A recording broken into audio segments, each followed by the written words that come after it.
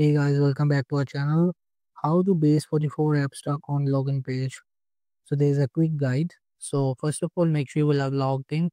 After, we will just move on the apps and which I domain connected with my Base44 when it's load. So we will just move in the dashboard, just tap. After, as you can see, there's an option of settings. So just tap and make sure you will just again just tap for app settings as well, and you will be just check the app visibility, control who can access your application.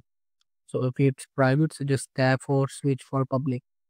So now you will be just not stuck on login page, so it will be very quickly, and now you will be just have to publish on the publish app. So that's it. Thank you.